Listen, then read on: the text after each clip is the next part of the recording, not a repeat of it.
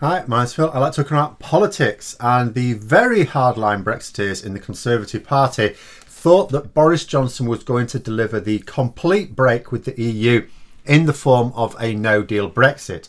He hasn't. He's played them, in fact, and although they do have their hard Brexit, it's still a Brexit that realistically ties us to many EU rules and regulations for the long term. And they don't really want that. That's not really meeting their ambitions. So, have those ambitions been stopped, or is there anything they can still do now? But first, if you'd like to be notified of daily news and politics, please subscribe to the channel and click the bell notification icon.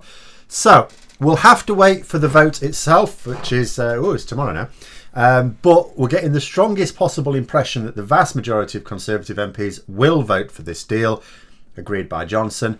The very hardline Brexiteers in the party will not be happy. Some of them will, of course, vote against it. It'll be very interesting to see how many. They were anticipating not just a no-deal Brexit, but also a break of the withdrawal agreement. Now, a number had publicly said that Boris Johnson had promised them, because they voted for the withdrawal agreement and they campaigned for it in the general election, and they said that the reason they did this is because privately the Prime Minister had promised that he would renege on the withdrawal agreement, that there was no way he was going to put a customs border up the Irish Sea. In fact, he publicly said that. They cheered him as he started to put bills through Parliament in the last few months to tear up the treaty. Oh yes, we're going to break international law, they were happy to say, but only in a very limited and specific way. And these hardline Brexiteers were not at all impressed when he backs down and removed the clauses that broke international law. And I cannot imagine that they're very happy now that Boris Johnson has not only agreed a more comprehensive deal than even the withdrawal agreement with the EU, but that he's folded on so many issues to get it. Because it's worth considering that as well. Just a day before this agreement was struck, there was quite a lot of distance between the UK and the EU. And both sides said this. They said there's a lot of distance between us. It's not looking good. And that's not just my reading. But then we suddenly had a deal. And the hardcore Brexit papers were cheering it as a great victory. But I was thinking, well, are they claiming the EU folded on some things? What were they claiming the EU folded on? Because I'd be interested. Because if the UK and the EU were some distance apart the day before the agreement, then 24 hours later it's agreed, at least one side has made a lot of movement. Could be both, but at least one side has. Obviously their boy Johnson wouldn't have caved in, so it must have been the EU. So what did they back down on? Fishing? No, I already talked about that, and how the EU are basically getting to keep almost exactly the same share of the quotas, a little bit less in the long term. You know, what was it the EU folded on? Doesn't seem to be an answer to that. So these hardline Brexiteers in the ERG, they formed what do they call it now? A Star Council or something. And the members of which are called Grand Wizards. Because, of course, there's nothing remotely xenophobic about these people, and they have absolutely no association or even admiration for a certain white supremacist group in America. It's just a coincidence, clearly. But, you know, the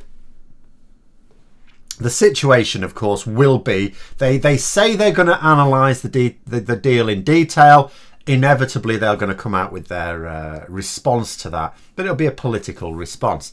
Now, I can't be certain with the agreement only having been out for a very short time, but I'm going to guess that what actually happened to get the deal is that Boris Johnson completely gave in at the end, that the hardline Brexiteers will be fully conscious of this, and although this may be lost on the wider Brexit supporting public, it's not going to be lost on those who have a keen interest in Brexit in the Conservative Party.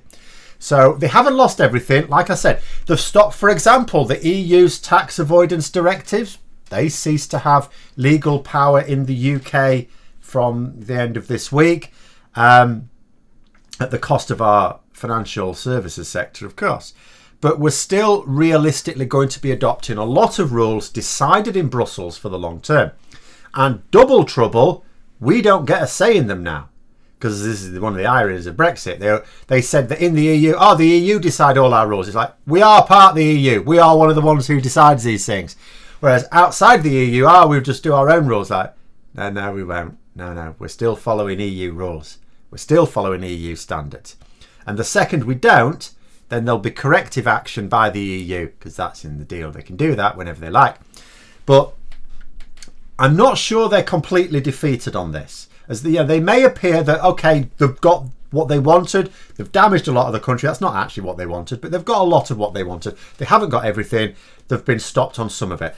Now, this is pure speculation, but I wonder if they'll see advantages in the nature of the agreement, that they may not be too disappointed with how the agreement has panned out, because it does allow for divergence. Technically, it doesn't tie us to EU rules. It just means there's a hell of a cost if we diverge.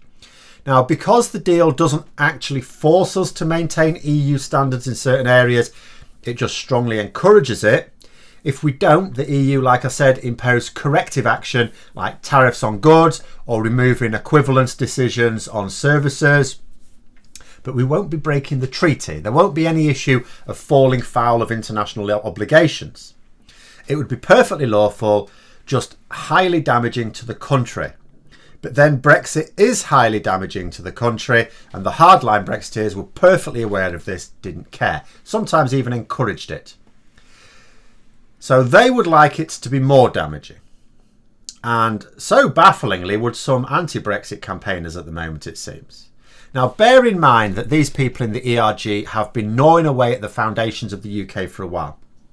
They're patient.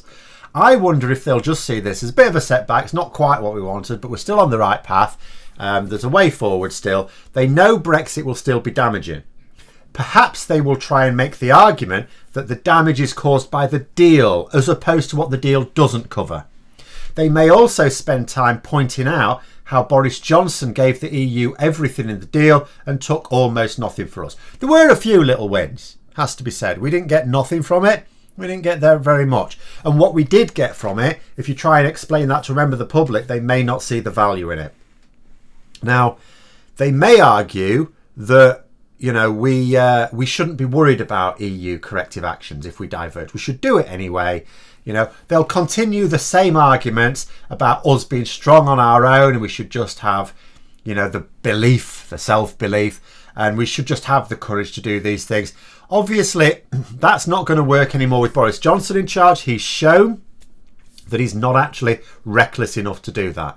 Maybe he still would have been with Trump still in charge. I'm not sure. Maybe.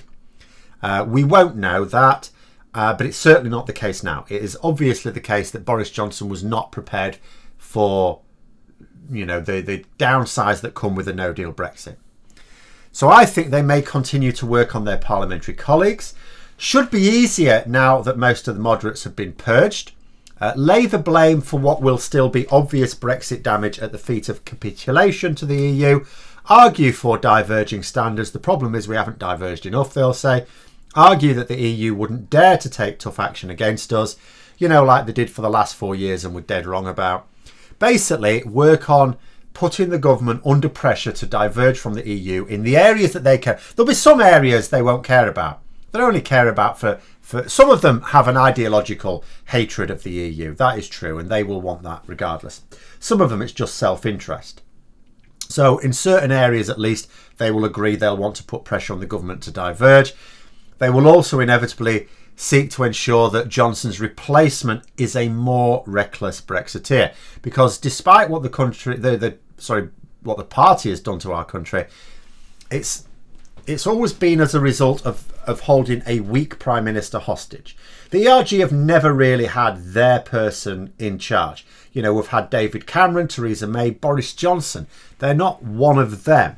None of them were real believers in Brexit, only in preventing a meltdown in their power base.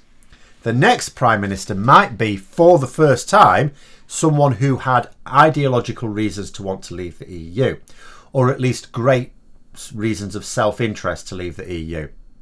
And it might be someone much more in tune with the ERG's thinking, not out of fear of what they might do, but out of a shared ideology or just common goal.